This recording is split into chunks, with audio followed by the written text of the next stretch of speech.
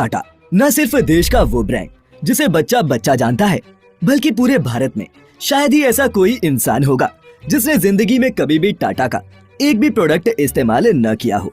देश के नमक से लेकर देश की एयरलाइंस तक, स्टील से लेकर कार्स तक, होटल से लेकर चाय तक, टाटा सब कुछ बनाता है। कुल जमा बात ये है कि अगर हम ये कहें कि टाटा सिर्फ देश का नमक ही नहीं बल्कि पूरा देश बनाता है तो भी गलत नहीं होगा।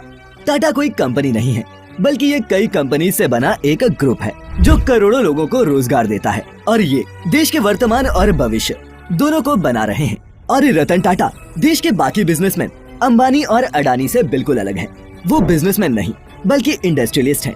वो इंडस्ट्रियलिस्ट जिनके लिए पूरे देश के दिल में इज्जत है। और ऐसा नहीं है कि ये इज्जत सिर्फ रतन टाटा के लिए है, बल्कि जे.आर.डी. टाटा के टाइम से ही टाटा ऐसे काम करता रहा है जिससे उसे अपना आज का ये मुकाम मिला है। तो चलिए आज जानते हैं टाटा की पूरी कहानी। दोस्तों, टाटा की शुरुआत जमशेदजी टाटा ने की थी, जिनका जन्म 1839 में एक पारसी परिवार में हुआ था। बात है 19वीं सदी के अंत की। भारत के कारोबारी जमशेदजी टाटा एक बार मुंबई के सबसे महंगे होटल में गए, लेकिन उनके रंग के चलते उन्हें होटल से बाहर जाने को कहा गया। कहा जाता है कि उन्होंने उसी वक्त तय किया कि वह भारतीयों के लिए इससे भी बेहतर होटल बनाएंगे और 1903 में मुंबई के समुद्र तट पर ताजमहल पैलेस होटल तैयार किया गया। ये मुंबई की पहली ऐसी इमारत थी जिसमें बिजली थी, अमेरिकी पंखे लगे थे, जर्मन लिफ्ट मौजूद थी और अंग्रेज खानसामा भी थे।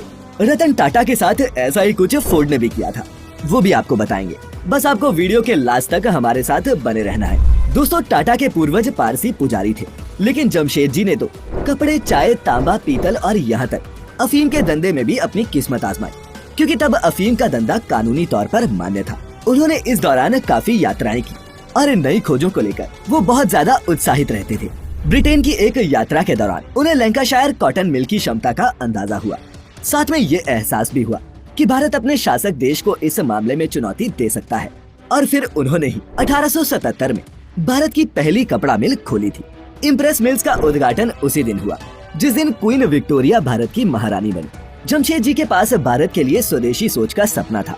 दोस्तों, यही स्वदेशी यानी कि अपने देश में निर्मित चीजों के प्रति आग्रह भारत के स्वतंत्रता आंदोलन का अहम विचार था।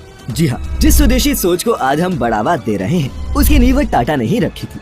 उन्होंने एक बार कहा था, कोई भी देश और समाज अपने कमजोर और असहाय लोगों की मदद से उतना आगे नहीं बढ़ता जितना वो अपने बेहतरीन और सबसे प्रतिभाशाली लोगों को आगे बढ़ाने से बढ़ता है।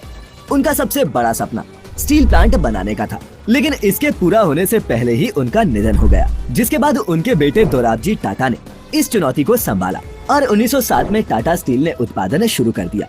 भारत स्टील प्लांट बनाने वाला एशिया का पहला देश बना था। जमशेदपुर शहर। दोस्तों, जमशेदजी ने एक औद्योगिक शहर बनाने के लिए भी निर्देश दिए थे।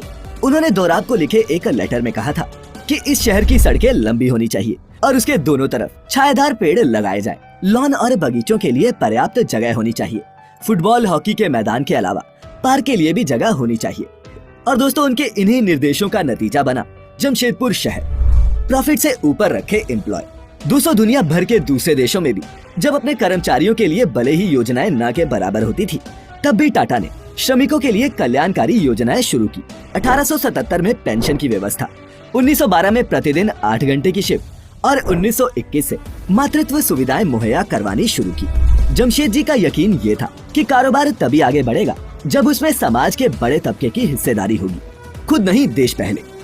उन्होंने बेंगलोर में इंडियन इंस्टीट्यूट ऑफ साइंस की स्थापना की ताकि देश के विकास में योगदान देने के लिए इंजीनियर्स और वैज्ञानिक तैयार हो सके। जमशेदजी और उनके बेटों ने अपने पैसों को भी चैरिटेबल ट्रस्ट के हाथों में सौंप दिया, जिसकी टाटा होल्डिंग कंपनी टाटा सन्स में 66% की हिस्सेदारी है। परिवार के पास अभी भी 3% के ही शेयर हैं और बाकी अलग अलग कंपनियों और शेयर धारकों के पास मौजूद है। कई एक्सपर्ट्स का ये भी मानना है कि इससे ट्रस्ट की विश्वसनीयता बढ़ती है। हर कोई ये जानता है कि कंपनी के ज्यादातर शेयर्स ट्रस्ट के पास मौजूद हैं और न कि अपना फायदा चाहने वाले व्यक्तियों के पास। दोस्तों, टाटा के कारोबार को संवारने वालों में जे.आर.डी.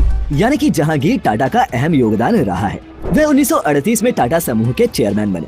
तब उनकी उम्र महज 34 साल थी और वे आधी शताब्दी तक कंपनी के मुखिया बने रहे। जे.आर.डी. उद्योगपति नहीं बनना चाहते थे, उनका सपना पायलट बनने का था। इसके चलते ही वे लुइस बेलराइट से भी मिले थे, जिन्होंने 1909 में पहली बार इंग्लिश चैनल पर उड़ान भरने का कारनामा दिखाया था। और दोस्तों जेआरडी ही भारत में पायलट बनने वाले पहले शख्स थे। 2 साल बाद उन्होंने भारत की पहली एयरमेल सर्विस शुरू की। तब वे उस विमान को खुद ही उड़ाया करते थे। यही मेल सेवा आगे चलकर भारत की पहली एयरलाइंस टाटा एयरलाइंस बनी। जी हाँ, ये वही एयरलाइंस है जिसे आज आप एयर इंडिया के नाम से जानते हैं। पहले तो ये टाटा और सरकार का संयुक्त उपक्रम था। जब इंफॉर्मेशन युग आया तो जेआरडी ने 1968 में टाटा कंसल्टेंसी सर्विसेज की स्थापना की ताकि कंपनी का पेपर वर्क कंप्यूटर के माध्यम से हो। और दोस्तों आज टीसीएस पूरे टाटा समूह की सबसे मुनाफे वाली यूनिट है जो दुनिया भर में कंप्यूटर सॉफ्टवेयर्स की आपूर्ति करती है। 1991 में रतन टाटा समूह के मुखिया बने। तब उदारीकरण का दौर शुरू हो गया था और रतन टाटा ने दुनिया भर में पांव पसारने शुरू किए। टाटा समूह ने टेक्ली टी का अधिग्रहण किया। इसके अलावा इंश्योरेंस कंपनी एआईजी के साथ उन्होंने बॉस्टन में एक संयुक्त इंश्योरेंस कंपनी खोली। उन्होंने यूरोप के कोरस टी का भी अधिग्रहण कर लिया। हमेशा से ही रतन टाटा का फोकस ऑटो सेक्टर की कंपनी टाटा मोटर्स पर रहा है। उन्होंने इसके जरिए कई तरह के प्रयोग भी किए। मसलन मिडिल क्लास की कार के सपने को पूरा करने के लिए लखटकिया नैनो को लॉन्च किया और टाटा ने पहली देसी पैसेंजर कार इंडिगा को भी बनाया था। इंडिगा को लेकर रतन टाटा काफी उत्साहित थे, लेकिन शुरुआती दिनों में उन्हें उम्मीद के मुताबिक नतीजे नहीं मिले। इस वजह से रतन टाटा ने अपने कार बिजनेस को बेचने का फैसला किया। इस बिजनेस को खरीदने के लिए अमेरिका की कार निर्माता कंपनी फोर्ड ने दिलचस्पी दिखाई थी। डील फाइनल करने के लिए रतन टाटा को अमेरिका में फोर्ड मोटर्स के हेडक्वार्टर बुलाया गया। हेडक्वार्टर्स में 3 घंटे तक चली मीटिंग के दौरान फोर्ड के अधिकारियों का व्यवहार थोड़ा अपमानजनक रहा था। फोर्ड के अधिकारियों ने रतन टाटा से ये तक पूछ दिया कि जब आप कुछ नहीं जानते तो कार बनाना शुरू ही क्यों किया था। असल में फोर्ड के ये अधिकारी ये दिखा रहे थे जैसे वो टाटा के कार कारोबार को खरीदकर उन पर एहसान कर रहे हैं। लेकिन रतन टाटा ने ये डील कैंसिल कर दी। उन्होंने भारत वापस आकर एक बार फिर टाटा मोटर्स पर फोकस किया। इसी बीच साल 2008 की मंदी से फोर्ड मोटर्स को काफी नुकसान उठाना पड़ा। फोर्ड की हालत इतनी खराब हो गई कि उसने अपने जैगुआर और लैंड रोवर ब्रांड्स को बेचने का फैसला किया, जिसे खरीदने के लिए रतन टाटा सबसे आगे आए और उन्होंने इस पर कब्जा जमाया। इस तरह से रतन टाटा ने अपने अपमान का बदला लिया था। आर्थिक मंदी के दौर में टाटा को लेकर एक बड़ा विवाद उठा जब टाटा ने यूरोप के अपने स्टील ऑपरेशंस के बड़े हिस्से को बेचने का फैसला किया।